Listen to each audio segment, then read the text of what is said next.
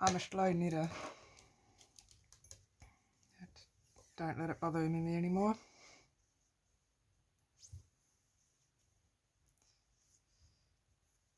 This is the Forest Sweater by Daria, Nekrasovas. Whoopsie done.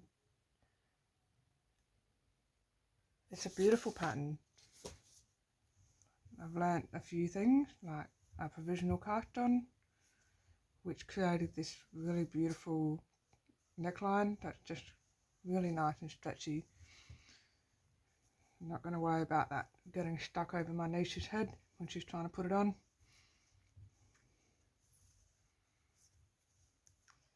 I'm knitting it from Bendigo Classic 12 ply. The blue colour is Ensign,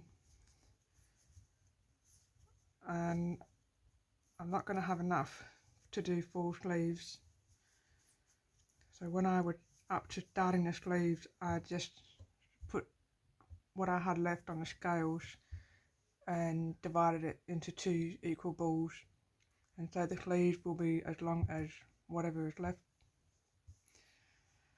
I was in Bendigo on the weekend. I went to the Soup and Wool Show, my first time, and I called in at the Bendigo woolen mills to see if I could get some more, and they don't make this colour anymore, so that has dictated how I'm going to finish this jumper. It's for my niece, who is turning 6 in a couple of weeks, and she probably does not need long sleeves anyway. I think they can get pretty manky, and I prefer, when I knit jumpers for my kids, I prefer to keep the sleeves a bit shorter because they're always into things. Yeah, it's a beautiful motif. There was an extra bit of colour work, just like little crosses in between the leaves and these little bases, but I decided not to do them. I like this better, less busy.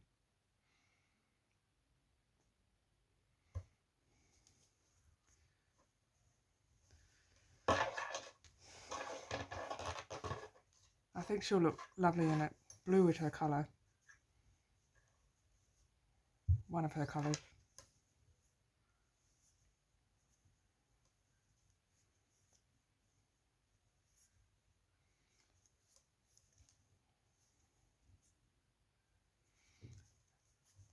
I'm not used to knitting with my elbows on the table, that's why it's so much slower.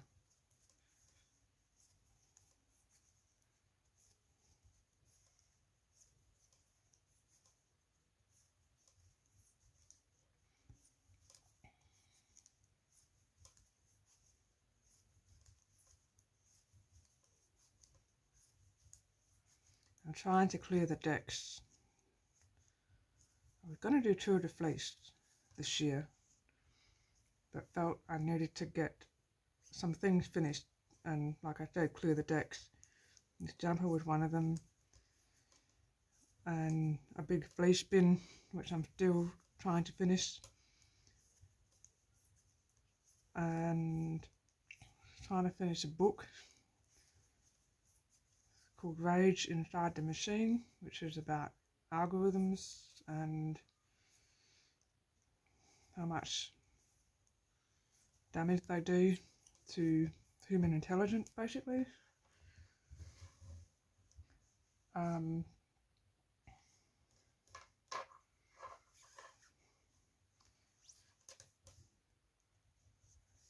So I didn't end up going with the Tour de Fleece this year, particularly because at the last moment I decided that I was going to go to Bendigo, which would have taken 4 days out of spinning, although I did take my spindle and I did a little bit, but not enough to feel like I was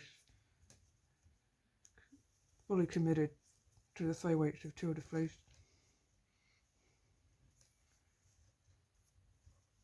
Maybe next year. It's a bit hard as well. It's winter. It was school holidays. Winter's hard. This winter's been hard for a few reasons. I've been very aware this year of when I'm putting undue pressure on myself and readjusting my expectations.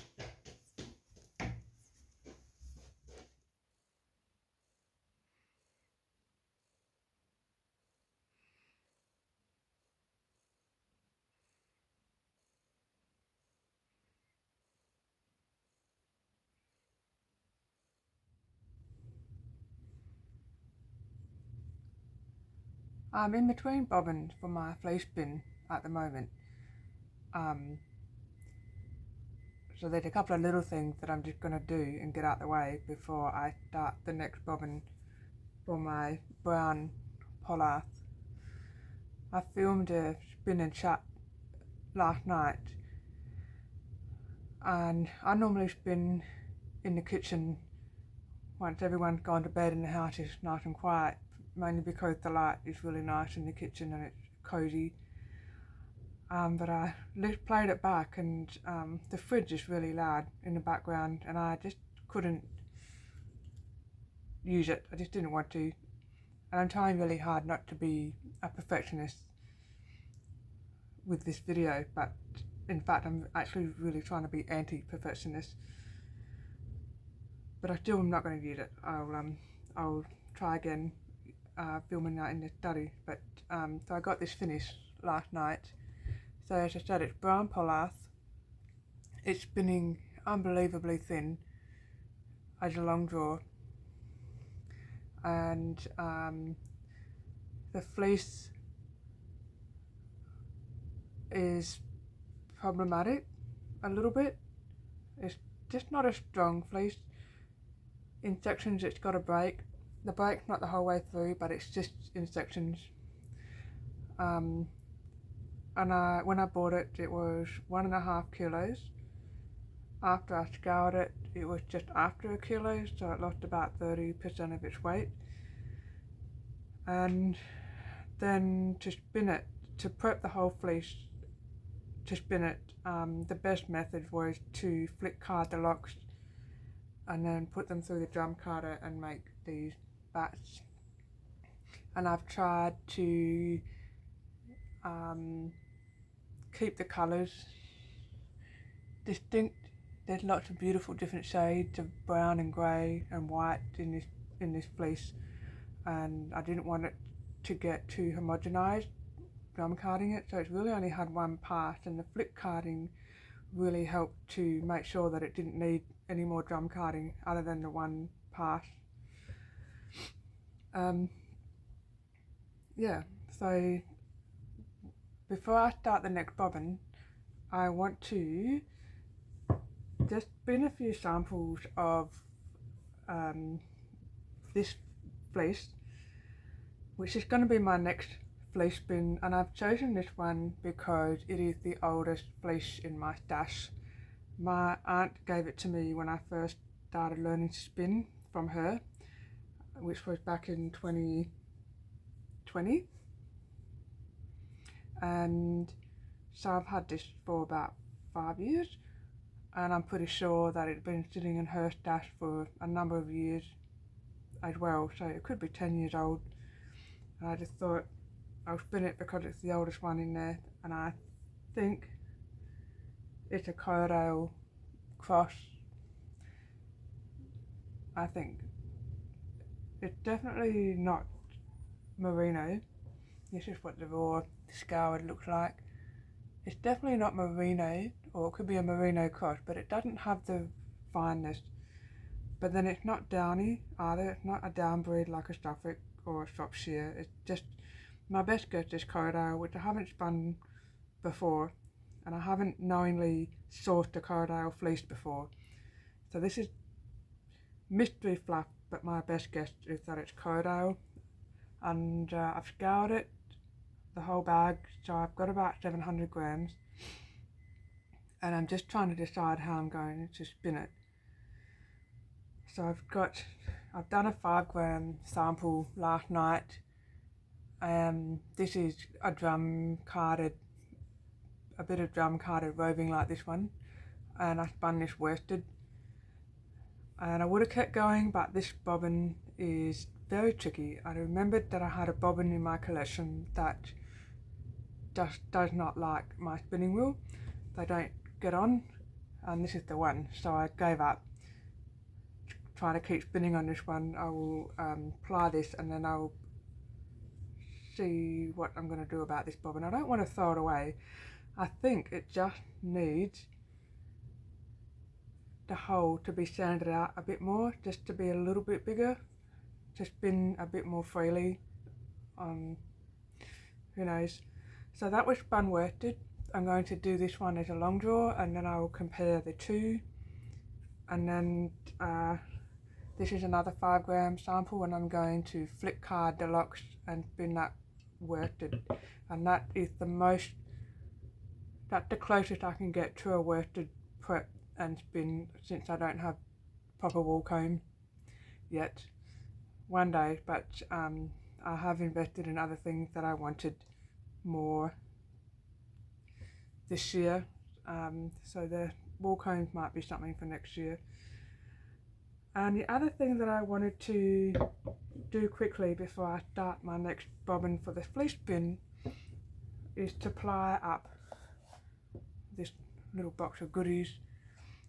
So these have been done on my Turkish spindle, and it's part of my colour sampling study, which started out with this colour wheel. It's an optical blending exercise. So all of the colours have been made from just these three, the primaries, yellow, red and blue.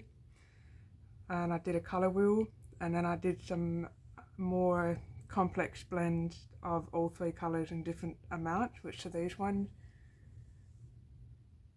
And this is not all of the samples from this first stage. I pulled out my favourites, which were so these ones, this is yellow and red, yellow and blue, red and blue, all secondary colours. This is a yellow with a bit of red and a bit of blue, and I just love this one. It reminds me of autumn in Tartu, which is a beautiful university town in Estonia, and I visited it in the autumn, and the predominant colour was yellow with bits of, orange and green in the trees. So it just brought back such a strong memory of that place. And these ones, these two are related. So this one has more yellow, and this one has a bit more of the blue and the red, and it's just so interesting. It just looks like there are so many colours in this scheme, when in fact it's just red, yellow and blue. And this one is similar. It's mostly red with some yellow and blue. I just put those to one side, but for the other colours that I really liked, my next step was to blend them with increasing amounts of white to see what I got. I just love all of them. I just adore all of them. So when I had finished that, the next step was to blend those 4 colours with increasing amounts of brown, and it's a much moodier set of colours. If I just bring it up, let's go on that way. Yeah, the ones along here excite me the most, although I do really love this one as well. And so the next step, once I've applied those, is There's a few colours that I'm going to pull out and actually try and mix them as dyes and see how different or similar the colour might be. So this one is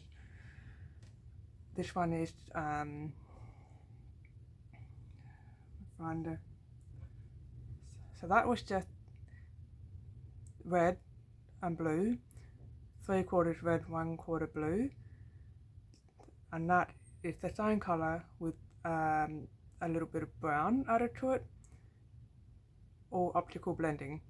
So my next step is to try and see what colour I get when I mix the same proportion of the colours but as a dye, so that it's a single homogeneous colour dyed in the wool, and see how different they are, which one I like better. I think I would like to make more of this yarn as an optical blend, as well as this one, this really pale one, and do those two colours in a pair of colourwork mittens. Perhaps I spend a lot of time just putting colours together to see what combinations I like. So those need to be plied up, and yeah, the next step with the colour sampling is to do the cyan, magenta and blue pretty much in the same process, starting with just the 3 primaries like I've done here. Do a colour circle, pick out the ones I like the best, mix them with increasing amounts of white, and then again with increasing amounts of brown, and see how different they are compared to the traditional primaries.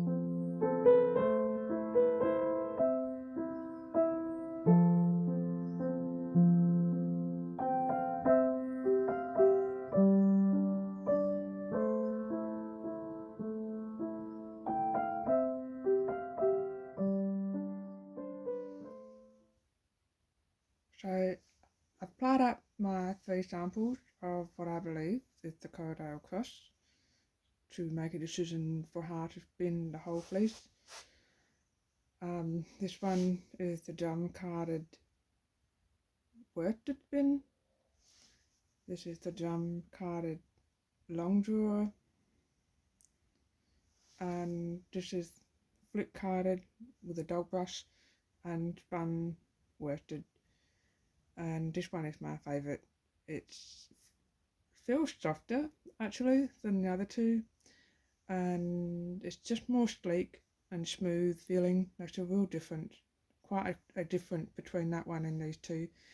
These two are really similar. I almost can't really tell much of a difference.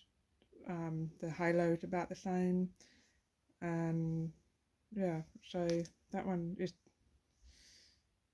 the one I'm going to go with. And then I finish applying up my turtles with the different colours for my colour sampling study, and I am a little bit enchanted with the results. They're very moody and earthy colours, which I gravitate towards anyway. There's the blue and green. I'm really feeling the oranges lately, and particularly with these ones as well. Something about orange this year. It's not normally my colour, but I just seem to be gravitating towards it. So these were the white, the colours blended with white, and you can see how much clearer, and I don't know how to describe those. They're just sweet, really sweet colours, and these are really moody. I honestly love both sets equally. So the next thing is to blend up some larger amounts and pick some shades to dye those colour combinations, so the same proportion of colours but with dyes, and see what I get. That's all for now. I shall see you next week.